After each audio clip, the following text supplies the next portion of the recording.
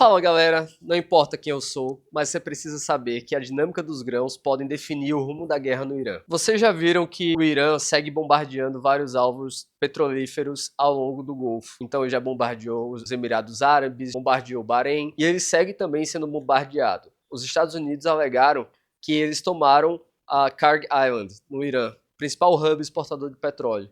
Mas a realidade é que eles destruíram alguns alvos militares lá. E com isso, a capacidade de exportação de petróleo do Irã, ela segue reduzida. Mas o que a gente precisa prestar atenção é que a dinâmica dos grãos no Irã, ela pode definir essa guerra por quê?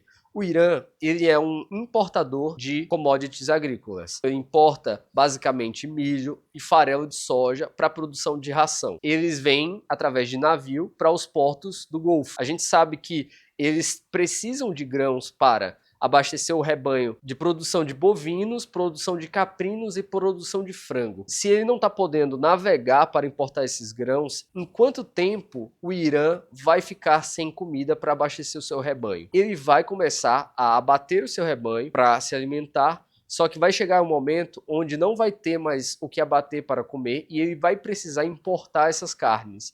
Como que vai se dar essa logística de suprimento? A gente precisa lembrar que a população do Irã é acima de 100 milhões de pessoas. Então são 100 milhões de pessoas precisando comer e elas comem através de comida que é majoritariamente importada. Essa dinâmica da alimentação do Irã, ela pode definir o rumo da guerra. Não é só uma questão de quem destrói o quê, mas é uma questão de quem consegue segurar essa barra por mais tempo. Os Estados Unidos podem atacar os seus alvos militares no Irã, enquanto o Irã ataca o dólar americano. A gente está vendo a inflação embicar para cima nos principais mercados. A inflação continua sendo precificada cada vez mais alta através dos títulos públicos federais dos Estados Unidos, só que o Irã vai continuar atacando o dólar americano. E com isso, a dinâmica da inflação global, ela pode mudar drasticamente. Quando a gente para analisar o que o preço do petróleo vai fazer com a inflação no mundo, é simplesmente assustador. Hoje, os Estados Unidos dependem de energia barata para rodar o seu modelo e a sua hegemonia do dólar. E é exatamente isso que o Irã segue atacando. O que é que explica a alta do preço dos grãos e da carne aqui no Brasil? E não só disso, também dos minérios e toda essa inflação que vem associada com o preço do petróleo. Vamos lembrar que o petróleo, ele produz combustível e combustível é uma commodity essencial para transportar todas essas commodities que são volumétricas. Elas são commodities altamente intensivas em volume. Para você transportar ela de um lado para o outro, você precisa de muito combustível e muita energia. A primeira coisa que acontece quando estoura esse conflito no Oriente Médio é que naturalmente os preços sobem. Só que daí depois o produtor ele precisa comprar os insumos mais caros, seu fertilizante, os seus químicos.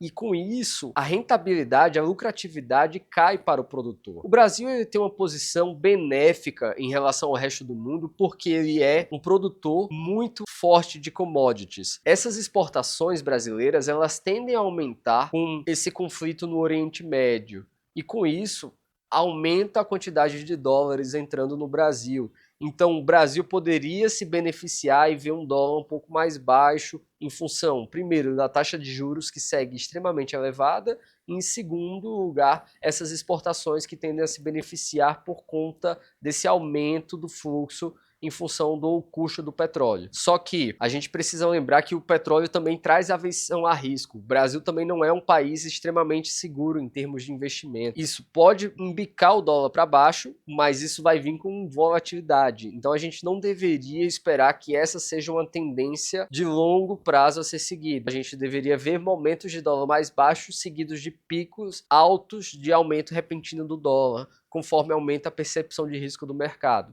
Isso vai fazer com que o preço das commodities internas aqui no Brasil ela seja de fato mais alta, só que menos alta do que no resto do mundo. Seguimos sofrendo os efeitos dessa guerra também no Brasil, só que vai beneficiar bastante os nossos produtores, aqueles que tiverem estratégia para conseguir surfar essa alta de mercado, se posicionar de forma coerente com essa volatilidade que a gente está vendo. O produtor ele precisa surfar nessa onda porque ele precisa entender os ciclos de aumento de petróleo, como a alta do petróleo impacta na formação do preço do grão. Mais uma vez, a gente vê que isso impacta na formação de preço e existem vários estágios onde essa alta de preço vai chegando ao produtor. Se ele vende no primeiro momento e não está redeado com compra de fertilizante, ele vai sofrer muito, porque ele não vai ter como lucrar e se beneficiar dessa alta, porque o que ele ganhar ele vai também pagar mais caro. Precisa ter estratégia